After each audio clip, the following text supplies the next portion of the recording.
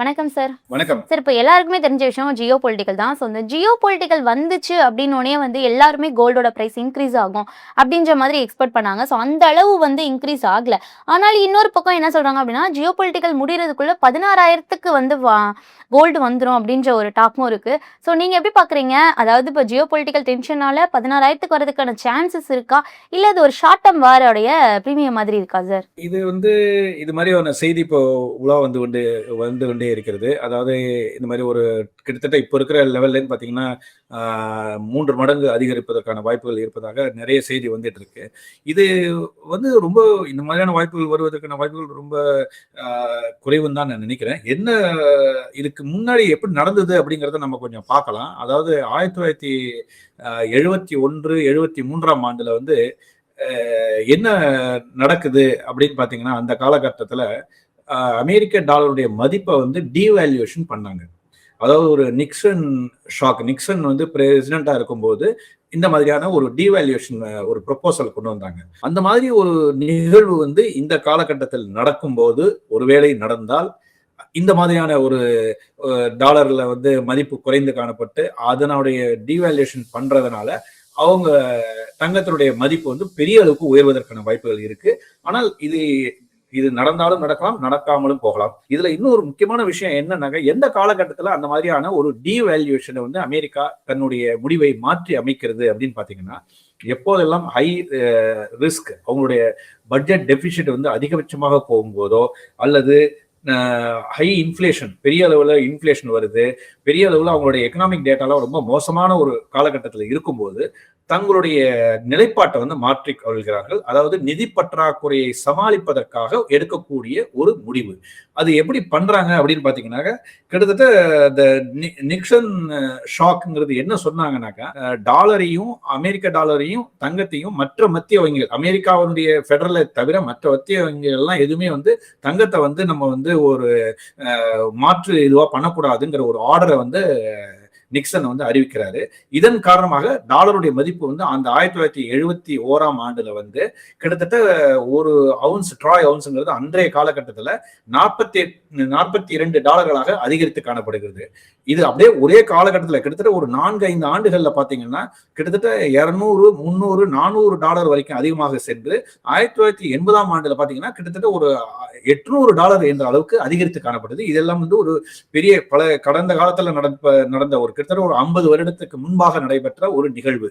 So இந்த மாதிரியான ஒரு நிகழ்வு என்ன அப்படின்னு பாத்தீங்கன்னா, இப்பொழுது அமெரிக்காவுடைய கடன் சுமை எவ்வளவு இருக்குன்னாக்கா $38.8 ட்ரில்லியன் இருக்கிறது.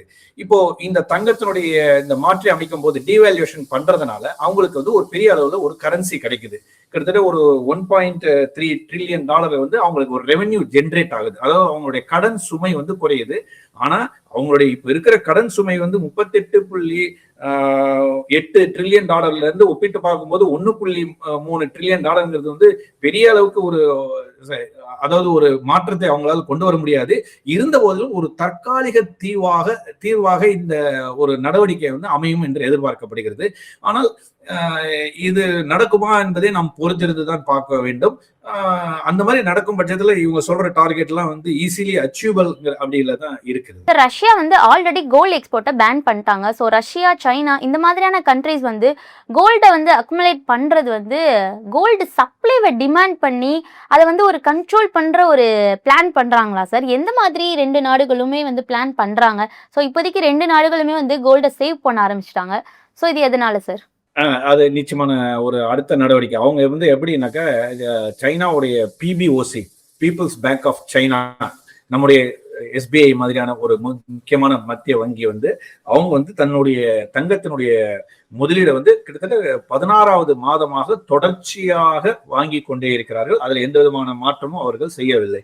இதுல இன்னும் என்னன்னாக்கா, அவங்களுடைய ரிசர்வ்ஸ் இருக்கு இல்லையா, ஃபாரெக்ஸ் நம்ம சொல்றோம் இல்லையா, அந்நிய செலாவணி கையிருப்பு அவங்களுடைய மொத்த ரிசர்வ்ல தங்கத்தினுடைய மீதான ஒரு முதலீடு, அதாவது ஒரு பகுதி அவங்களுடைய அசெட்ல தங்கத்தினுடைய பகுதி மிகவும் குறைந்து காணப்பட்டதன் அடிப்படையில இப்போ அந்த தொடர்ச்சியாக அவங்க தங்கத்தை வாங்கிட்டு வராங்க. கிட்டத்தட்ட இந்த ஜனவரி 2026 நிலவரப்படி பாத்தீங்கன்னாக்கா கிட்டத்தட்ட ஒரு 2200 டன்கள் என்ற அளவுக்கு அவங்களுடைய மொத்த கையிருப்பாக மாற்றி அமைத்துள்ளார்கள். அந்த பர்சன்டேஜ் வைஸ் பார்க்கும்போது பாத்தீங்கன்னா அவங்களுடைய அந்நிய செலாவணி கையிருப்புல 10% என்ற அளவுக்கு தான் தங்கத்தின் மீதான முதலீடாக இருக்கிறது சைனாவை பொறுத்தவரை.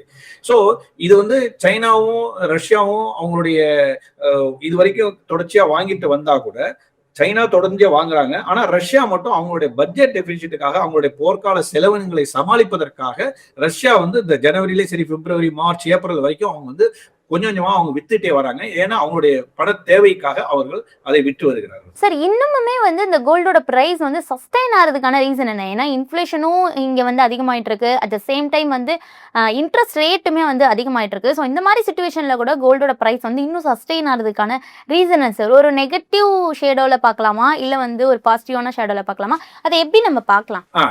இது வந்து இன்னொரு என்ன காரணம்னாக்கா, ஓரளவுக்கு இப்போ வந்து இது ஒரு நம்ம ஒரு மாதத்துக்கு முன்பாக வேற மாதிரியான ஒரு நிலவரம் இருந்தது. இப்போதைய நிலவரம் எப்படி இருக்குன்னு பாத்தீங்கன்னா, இது வந்து ஒரு 50-50 ஒரு ட்ரெண்ட்ல போயிட்டு இருக்கு. தங்கத்தை பொறுத்த வரைக்கும் பெரிய வீழ்ச்சியையும் சந்திக்க முடியல, அதே சமயத்துல பெரிய ஏற்றத்தையும் சந்திக்க முடியல. ஏன் ஏற்றத்தை சந்திக்க முடியவில்லை என்றால், இந்த ஈரான் வாரானது தொடர்ச்சியாக நடந்து கொண்டே இருப்பதன் காரணமாக பணவீக்கம் தொடர்ச்சியாக எல்லா உலகம் முழுக்கும் இருக்கிற எல்லா நாடுகள்லையும் பணவீக்கம் அதிகரிப்பதற்கான வாய்ப்புகள் இருக்கின்றன. இதன் அடிப்படையில மத்திய வங்கிகள் எல்லாமே வந்து வட்டி விகிதங்களை உயர்த்தக்கூடும் என்கின்ற அச்சம் இருக்கிறது. சோ இது வந்து negative factor for the gold. So இது வந்து அதனுடைய ஏற்றத்தை தடுக்கக்கூடிய ஒரு காரணியாக இருக்கிறது. அதே சமயத்துல தங்கத்தினுடைய விழா இந்த சரிவை தடுப்பதற்கு ஒரு பாசிட்டிவான நியூஸ் என்ன அப்படின்னு பாத்தீங்கன்னா, அமெரிக்க டாலருடைய மதிப்பானது கடந்த ஒரு 10 நாட்களுக்கு முன்பாக பார்க்கும்போது ஒரு 100 என்கின்ற ஒரு இலக்கை நோக்கி நடந்திருந்தது. ஆனா இப்போ இன்றைக்கு காலையில வர்த்தகத்தில் பார்க்கும்போது 99 காணப்படுகிறது. இதற்கு முக்கிய அமெரிக்கால இருந்து வரக்கூடிய சில செய்திகள், எக்கனாமிக் டேட்டாலாம் பாத்தீங்கன்னா யூஎஸ் ஜிடிபி ஆகட்டும் அல்லது அன்எம்ப்ளாய்மெண்ட் ரேட் ஆகட்டும், இவை எல்லாமே வந்து சந்தைகள் எதிர்பார்த்ததை விட இந்த கொஞ்சம் குறைவாகவே காணப்படுகிறது. ஸ்லோடவுன் இன் எக்கானமி அப்படிங்கிற ஒரு செய்திகள் வந்துள்ளன. ஸோ அமெரிக்காவுடைய பொருளாதாரம் வந்து ஓரளவுக்கு பின்னோக்கி செல்வதாக பார்க்கப்படுகிறது. இது வந்து தங்கத்துக்கான ஒரு பாசிட்டிவ் நியூஸ். அதே சமயத்தில் மத்திய வங்கிகள் எப்போதெல்லாம் வட்டி விகிதத்தை உயர்த்திடுவார்களோ என்ற அச்சம் இருப்பதால் காரணமாக தான் இது வந்து ஒரு சைட் வேஸ் மூவ்மெண்டாவே இப்போ தங்கத்தினுடைய விலை சர்வதேச சந்தையில் நடைபெறுகிறது. இந்தியாவிலையும் அதனுடைய வெளிப்பாடு நம்ம பார்க்கின்றோம். அதனுடைய இம்பாக்ட் இருக்கு. ருப்பியினுடைய வீழ்ச்சியின் காரணமாக தங்கத்துக்கு ஒரு சப்போர்ட் அதுல கிடைச்சிட்டே இருக்கு. சோ ஒரு சைட்வேஸ் மூவ்மெண்டால தான் இப்போதைக்கு சூழ்நிலையில வர்த்தகம் நடைபெற்று வருகிறது. சார், இப்போ இருக்க சிச்சுவேஷன் ஸ்டாக் மார்க்கெட்டுமே வந்து ஒரு கிராஷான ஒரு சிச்சுவேஷன்ல தான் இருக்கு. அட் த சேம் டைம் வந்து பிட்காயின்மே ஒரு வேலிடிட்டில தான் இருக்கு. ஸோ இந்த சிச்சுவேஷன்ல இன்ஸ்டிடியூஷனல் கூட கோல்டை வாங்குறதுக்கு ப்ரிஃபர் பண்றாங்க. ஸோ ஸ்டெபிலிட்டி ரீசன்னால பார்க்கலாமா, இல்ல லாங் டேர்ம் வந்து ஒரு அட்வான்டேஜ் இருக்கும் அப்படின்ற மாதிரி பார்க்கலாமா சார்? ஆமா, நிச்சயமாக. இது வந்து பிட்காயின்ங்கிறது வந்து எதுல வருதுனாக்கா, அதுக்கு வந்து ஒரு அண்டர்லைங் அசெட்ங்கிறது எதுவுமே கிடையாது. ஒரு ஊக வணிகமாகவே நடைபெற்று வருகிறது. முதல்ல நம்ம அதை புரிஞ்சுக்கணும். டிஜிட்டல் ஒரு கோல்டாக சொல்லப்படுகிறது. பட் இருந்தாலும் அதுக்கு வந்து பேக்கப் எதுவுமே கிடையாது.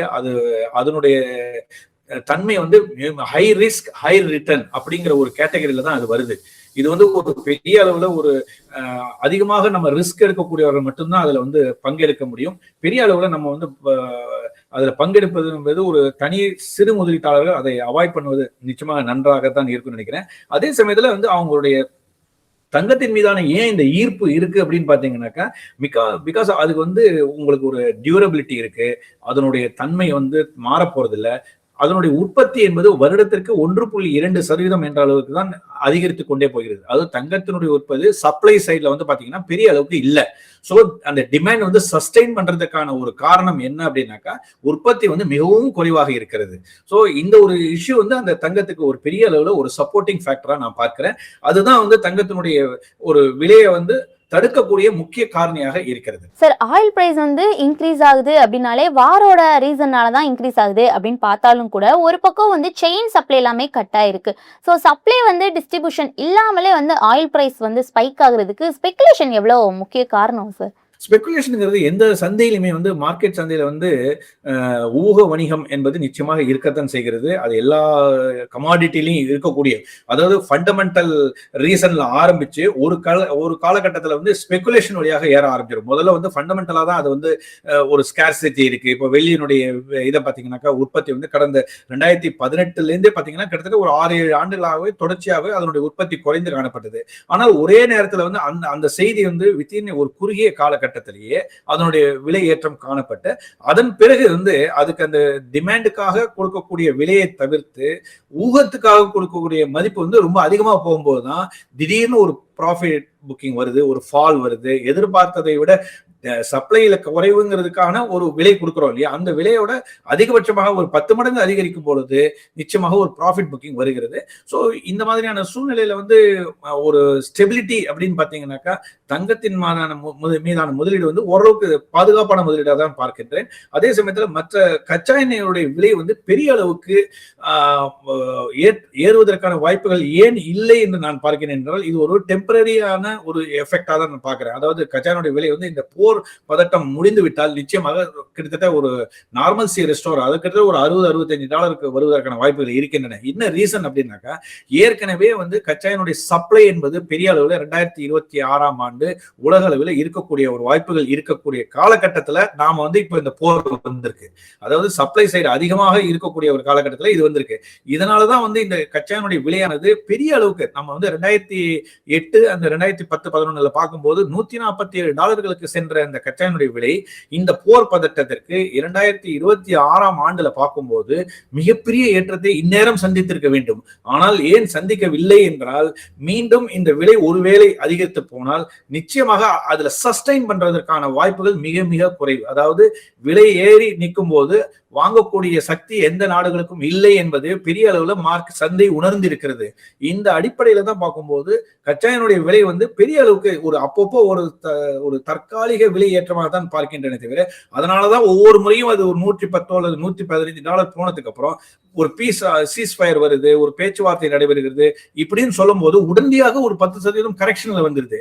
இல்லைன்னா இது நிச்சயமாக இதே 2026 ஆண்டு ஒரு சப்ளை சைட்ல வரக்கூடிய ஒரு தடை இருந்துன்னு ஒரு செய்தி இருந்ததுன்னா இந்நேரத்துக்கு இந்த கச்சா எண்ணெயுடைய விலையானது கிட்டத்தட்ட $150 அல்லது $170 சென்றிருக்க வேண்டிய ஒரு காலகட்டம் இது. ஆனால் அது நடைபெறாததற்கு முக்கியமான காரணம் சந்தையில வரக்கூடிய காலகட்டத்தில் வரக்கூடிய மாதம் இந்த போர் பதட்டம் அமைதி திரும்பினதுக்கு பிறகு பாத்தீங்கன்னா சப்ளை சைட்ல பெரிய அளவுக்கு ஏற்றம் அதிகமாக இருக்க போறது. அந்த சப்ளை சைட டிமாண்ட் இல்லாமல் சப்ளை அதிகரிக்கும் பொழுது விலை வீழ்ச்சி என்பது தவிர்க்க இயலாத ஒன்றாகத்தான் இருக்கும். அதனால இப்போ கச்சா எண்ணெயுடைய விலை ஒரு தற்காலிக ஏற்றமாகத்தான் நான் பார்க்கின்றேன். சார், நேஷனல் செக்யூரிட்டி பெர்ஸ்பெக்டிவ்ல நம்ம பார்த்தோம் அப்படின்னா பேப்பர் கோல்டை விட பிசிக்கல் கோல்டு வந்து ஒரு நல்ல ஒரு பெனிஃபிட் தருது, அதாவது ஜீரோ ரிஸ்க் தருது அப்படின்ற மாதிரி சொல்றாங்க. ஸோ நீங்க எப்படி சொல்றீங்க சார்? அது வந்து it depends upon the individuals நான் சொல்லலாம். அல்லது கண்ட்ரிஸும் இப்ப நம்ம இந்தியாவை இப்போ எடுத்துக்கிட்டோம்னா இந்தியாவுடைய கையிருப்பு எப்படி இருக்குனாக்கா நம்முடைய தங்கத்தினுடைய கையிருப்பு கிட்டத்தட்ட ஒரு மொத்த கையிருப்பு வந்து $800 மெட்ரிக் டன்னுக்கு மேலாகி இருக்கிறது நம்முடைய தங்க கையிருப்பு. இதுல வந்து கிட்டத்தட்ட 2/3 வந்து நாம தான் வச்சிருக்கோம். தட் இஸ் இந்தியாவில தான் நம்முடைய சேஃப்டி வால்ஸ்ல தான் நம்மள்ட்ட தான் இருக்கே தவிர வெளியில இல்லை. மற்றதெல்லாம் இதுக்கு கொலாட்ரலுக்காக கொடுத்திருக்காங்களே தவிர மற்ற காரணங்கள் அடிப்படையில் நம்முடைய தங்கமானது நம்ம நாட்டிலேயே தான் இருக்கிறது ஒன்று.